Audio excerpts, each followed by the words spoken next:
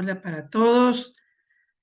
Nos vamos a dedicar en este momento a compartir la sistemática para la estabilización inicial en el manejo de las urgencias pediátricas.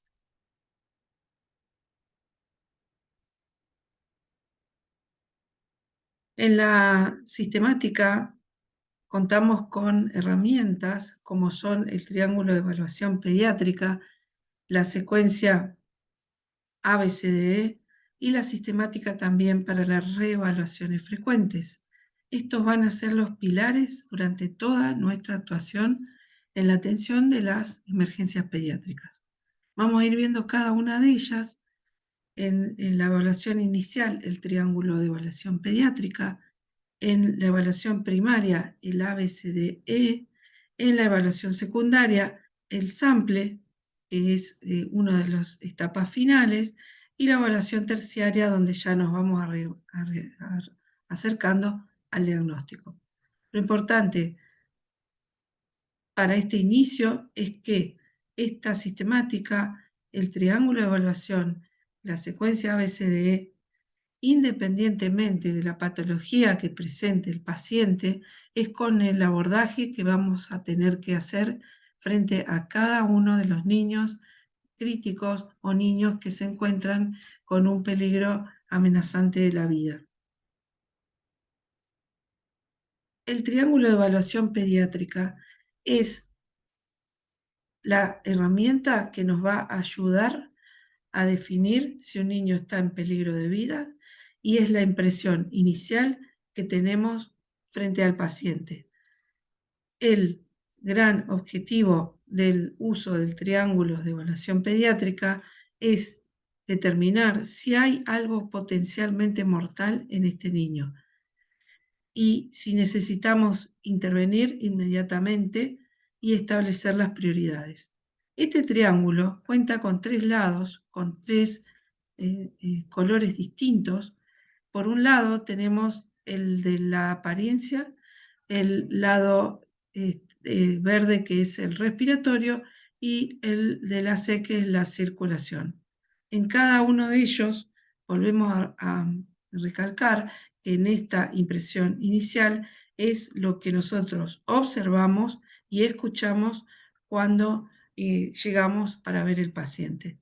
Lo primero, dijimos, es la apariencia. La apariencia es el aspecto general del paciente. Es el nivel más importante porque es el nivel de conciencia. Lo que más nos interesa saber es cómo interactúa ese niño, qué tono tiene, si tiene llanto, si sostiene una mirada, y eso es lo que nos va a determinar si este niño está consciente. En la interacción, si ese paciente responde. En el otro lado tenemos el esfuerzo respiratorio, donde lo que vamos a evaluar son el esfuerzo y los ruidos que tiene esa vía respiratoria. El esfuerzo respiratorio, lo que vamos, como observamos en estas, que van a ser los pacientes que vamos a tener que evaluar, la respiración normal tiene que ser sin esfuerzo. ¿Qué puede estar presente que nos hable de que hay esfuerzo respiratorio? Si está presente el aleteo, si hay retracciones intercostales, si hay esfuerzo respiratorio aumentado o si directamente no tiene esfuerzo respiratorio. Y los ruidos, vamos a tener sibilancia, quejido expiratorio, estridor. Estos son ejemplos de lo que podemos observar cuando tenemos estamos usando el triángulo de evaluación pediátrica en pacientes en esfuerzo respiratorio. Observen paciente que respira con boca abierta, con aleteo nasal, y el lactante que presenta una gran retracción external y subcostal del esfuerzo respiratorio que presenta. Por último, en el triángulo de evaluación, el estado circulatorio. Este va a reflejar la perfusión orgánica, va a reflejar qué gasto cardíaco tiene ese paciente y de la manera en que lo vamos a evaluar es en cómo está la piel. ¿Qué podemos encontrarnos en la piel? Palidez, la piel con mala perfusión, piel moteada o cianosis. O podemos incluso observar la presencia de hemorragia o petequias. Según esté alterado uno, ninguno, todos o dos de la apariencia, el trabajo respiratorio y la circulación, es el diagnóstico fisiopatológico que vamos a encontrar. Por supuesto, si todos nos dan, el niño está con un aspecto, una respiración y una circulación normal, el niño está estable. Ese es su diagnóstico fisiopatológico. Si está alterada la apariencia, ese paciente tiene una disfunción del sistema nervioso central porque es el estado de conciencia el que está alterado. Si está alterada solamente la respiración, es una dificultad respiratoria. Si está alterado la respiración y la apariencia, es una insuficiencia respiratoria. Si está alterado la circulación sola, es un shock compensado, una alteración de la apariencia y la circulación es un shock descompensado, y si están todos alterados en una insuficiencia cardiopulmonar. Pasando a la secuencia, que dijimos que también nos va a ayudar a trabajar permanentemente con el abordaje de un niño con una emergencia, siempre vamos a usar en los niños con enfermedades graves, fundamentalmente para decidir cuál es el mejor tratamiento y cómo hacer un proceso continuo. Esta secuencia es la de evaluar, identificar e intervenir. En evaluar está la evaluación primaria, la secundaria y las evaluaciones diagnósticas. Esta secuencia de evaluar, identificar e intervenir se va a realizar hasta que el niño esté estable. Y cada vez que hacemos una intervención, vamos a volver a aplicar la sistemática. También la vamos a aplicar cuando el niño se deteriora y nos vamos a mantener siempre en forma alerta. Comenzando con la secuencia ABCDE, esto lo vamos a ver ahora en forma detallada, pero este esquema es bueno para recordarlo, para tenerlo también siempre a mano. La secuencia ABCDE su rapidez será según lo que nos dio el triángulo de evaluación pediátrica. La A de vía aérea permeable, si es trauma, también agregamos alerta cervical. En la respiración, controlar la oxigenación y la ventilación, la B. El C es todo lo circulatorio, debemos controlar hemorragias externas y ver cómo está la hemodinamia. También en este aspecto están incluidas las arritmias. El D es el estado neurológico, la D de discapacidad. Acá evaluamos la conciencia, evaluamos las pupilas, vemos si hay convulsiones, evaluamos con el Glasgow y descartamos hipertensión endocraniana. Y por último, la E, que es la exposición y donde hay control de la temperatura, con tratar la o la hipotermia.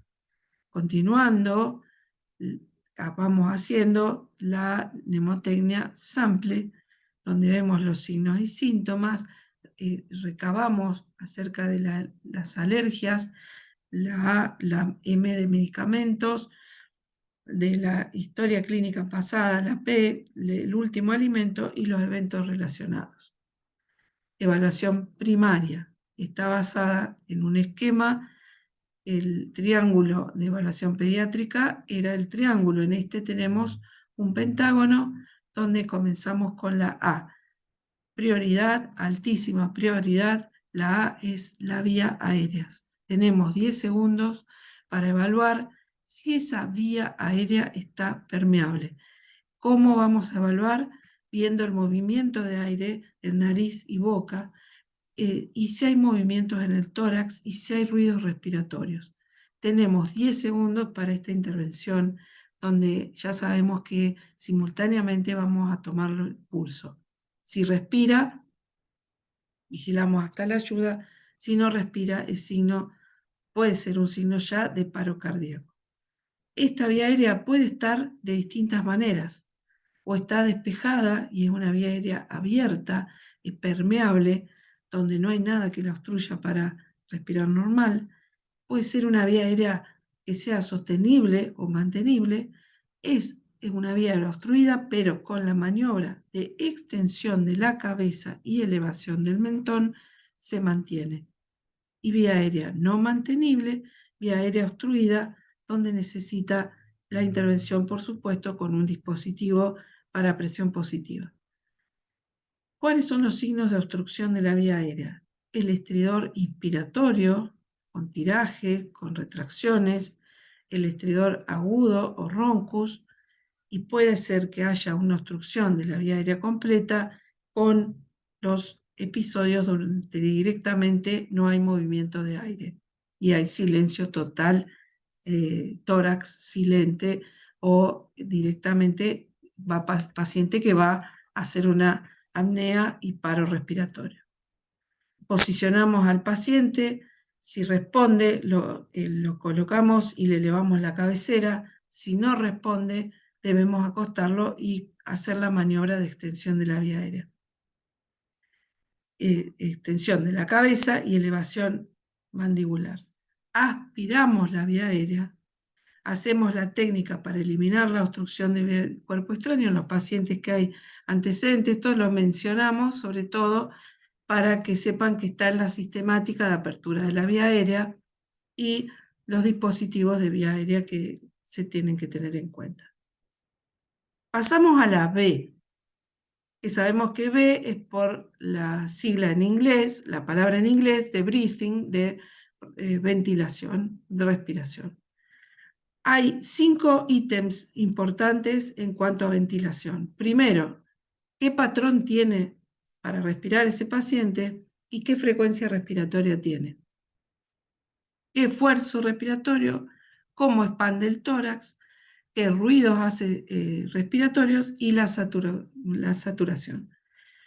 Patrón y frecuencia respiratoria, lo más importante es recordar los valores límites de las frecuencias respiratorias para las distintas edades.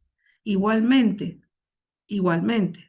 una frecuencia respiratoria por debajo de 10 o por encima de 60 es anormal para todas las edades pediátricas. Y definimos taquipnea, la frecuencia respiratoria aumentada, la bradipnea disminuida, apnea, la ausencia de respiración, y el gasping o respiración agónica. En el esfuerzo respiratorio, ¿qué podemos encontrar? Aleteo nasal, retracciones y signos más preocupantes como el cabeceo y el balancing. Estos son signos de insuficiencia respiratoria. Las retracciones y el aleteo nasal, que son signos de aumento de la resistencia de la vía aérea. Cuando las retracciones son supraclaviculares, supraesternales y externales, hablamos de una insuficiencia respiratoria aguda grave. En cuanto a la expansión del tórax, ¿qué tenemos que ver? ¿Cómo es la entrada de aire? Eso es lo que tenemos que ir a buscar. La auscultación del tórax con cómo entra en los dos hemitórax, y en los ruidos respiratorios podemos escuchar quejidos, rales, roncus, sibilancias y llanto distinto o tos. Y en la saturación, recordar, hipoxemia, hablamos por debajo de 94 a 95%, que es donde vamos a suplementar, y por debajo de 90 tenemos que agregar algún otro dispositivo de oxígeno, que es el compresión positiva. En el lado de C, de circulación, también tenemos 5 ítems a considerar: frecuencia y ritmo cardíaco. La taquicardia, nuevamente, es importante que tengamos a mano las frecuencias cardíacas normales para los distintos rangos de la edad pediátrica. La taquicardia elevada puede ser un signo de afección grave. Recordar que hasta los 2 años de edad, mayor a 180 por minuto, es anormal, y mayor a 160 en los mayores de 2 años. Lo mismo para bradicardia, menores de 60 y mala perfusión, tenemos que comenzar a comprimir. ¿Qué más vamos a evaluar? Pulsos. Los pulsos, recordar que primariamente lo que vamos a ir a buscar es en el lactante el pulso braquial y en el niño mayor o adolescente el carotidio o femoral. También tenemos que buscar pulsos centrales, esos son, y los periféricos, el radial, el pedio. En cuanto al lleno capilar, lo vamos en el ámbito de simulación, lo vamos a preguntar, pero siempre teniendo el concepto de que el relleno capilar normal es hasta 2 segundos, y de lo que nos habla un relleno capilar es del gasto cardíaco. Siempre mayor a 2 segundos es anormal. Como también evaluamos la circulación con la piel, eso lo vamos a preguntar, si está pálido, si está marmóreo, y la cianosis que la podemos observar en los simuladores. Hipotensión arterial presente es signo de paro inminente. Es el otro signo que vamos a evaluar en el estado de circulación en el ABCDE. La presión arterial, que en general si tenemos el monitor la vamos a tener registrada, y lo fundamental es manejar una vez más los valores normales. Estos que pusimos son los valores críticos de tensión arterial sistólica. Un recién nacido con tensión arterial sistólica por debajo de 60 es hipotensión, entre 1 y 12 meses menores de 70 es considerado hipotensión, entre 1 y 10 años es 70 más la edad en años por 2, y mayores de 10 años siempre es hipotensión por debajo de 90. Llegando a la D, el déficit neurológico. El déficit neurológico, lo que queremos ver en este paciente es su estado de alerta. Hay una sistemática también que se usa, una mnemotecnia, para valorar la actividad cortical de este paciente, el estado realmente de su conciencia, es el ABDI, que valora si el paciente está alerta, o sea, si está despierto, activo, si responde. Eso equivale a la escala de coma de Glasgow de 15. Si responde a la voz, si solamente responde a la voz o al nombre, equivale a un Glasgow de 13. Si solo responde al dolor, es el tercer punto, que equivale a un Glasgow de 8. Y si está inconsciente y no responde a ningún estímulo, es un Glasgow de 3. Siempre en un paciente donde haya capacidad disminuida de respuesta, también simultáneamente, nunca lo olvidemos, tenemos que evaluar oxigenación, ventilación, perfusión y glucemia. Y en la D, la glucemia es considerado un signo vital más. Evaluamos también las respuestas, la respuesta a la luz de las pupilas, el tamaño de las pupilas, y recordar que la respuesta pupilar nos está hablando de cómo está el tronco encefálico del paciente. Y también vamos a evaluar los movimientos, el tono y la postura. Por último, la exposición del paciente. Descubrimos, vemos la piel, vemos el abdomen, las extremidades. En esta es donde evaluamos y tratamos la hipotermia o la hipertermia, y nuevamente volvemos a buscar hemorragias, hematomas, y buscamos y tratamos el dolor. En cuanto a, llegamos a la evaluación secundaria. Aquí verdaderamente vamos a hacer la historia clínica detallada. Y una vez más nos apoyamos en una herramienta. Con el sample, ¿qué hacemos? Lo primero, la S, los signos y síntomas, uno por uno, vamos haciendo el registro en el paciente. También investigamos si hay historia de alergias a cualquier elemento, a cualquier alimento o medicamentos, si hay medicamentos que el paciente vaya a recibir en forma habitual y registrar dosis y todos los fármacos que pueda haber tomado. Patologías previas, incluimos ahí a la vacunación.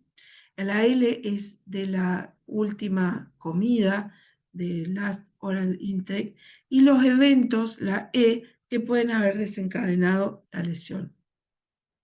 Por último, evaluación terciaria. ¿Qué vamos a hacer acá? Las pruebas complementarias, y aquí verdaderamente vamos a llegar al diagnóstico etiológico. Fíjense que habíamos pasado el triángulo de evaluación pediátrica, la sistemática ABCDE, y hasta ahora podíamos no llegar a tener un diagnóstico etiológico, sino fisiopatológico. Y continuamos y volvemos a aplicar, evaluar, identificar, intervenir, y reevaluamos con el triángulo de evaluación y el ABCDE. Y por último, un comentario del trabajo en equipo. Si ustedes observaron alguna vez las carreras de remo, es fundamental el trabajo coordinado entre todos los remeros, y que, bueno, aquí no se observa el timonel, pero la conducción de un líder también. Y entonces nuestro último mensaje es lo recomendado por la American Heart acerca de cómo se debe ubicar y trabajar un equipo para la atención de la emergencia. Esto considera a 6 personas, pero podemos ser menos. Pero los fundamentales son: en la cabecera del paciente se sitúa quien va a manejar la vía aérea. Quien va a manejar la vía aérea es quien abre, quien mantiene la vía aérea, es quien va a dar las ventilaciones y quien va a poner los dispositivos para sostener la vía aérea. A su derecha, a la derecha del paciente, se sitúa quien hace las compresiones. Este rescatador evalúa al paciente, hace las compresiones y se va a intercambiar con el que maneja el desfibrilador o DEA. A la izquierda se sitúa el rescatador o proveedor que maneja el DEA, monitor o desfibrilador, se va a intercambiar con el compresor cada cuánto, cada 5 ciclos o 2 minutos, o si cambian antes, si hay fatiga o baja la calidad de las compresiones. Y él es, que si hay un monitor, es el que lo va a colocar en un lugar para que todo el equipo lo vea. Luego tenemos la figura del líder, que el líder va a circular alrededor del paciente. El líder del equipo es el que debe contar todo equipo y es el que tiene que tener todas las funciones perfectamente definidas. El líder asigna los roles, toma las decisiones de tratamiento y a su vez después hace una retroalimentación o charla posterior a el desempeño durante la urgencia. Y es el que va a asumir responsabilidades si había algún rol que no estaba asignado. También podemos tener a más personas, a más rescatadores, como son el que hace los medicamentos y las vías, o sea, prepara cualquiera intraósea o endovenosa. Y por otro lado podemos tener que está entre la vía aérea y el compresor al que va a registrar absolutamente todo: la hora de las intervenciones en medicación, la frecuencia de las interrupciones, y transmite estos datos al resto del equipo. El equipo se hace cargo del paro cardíaco. Ningún miembro tiene que abandonar su función ni cambia de lugar, excepto el compresor y el que maneja el monitor. Bueno, muchas gracias y nos vemos.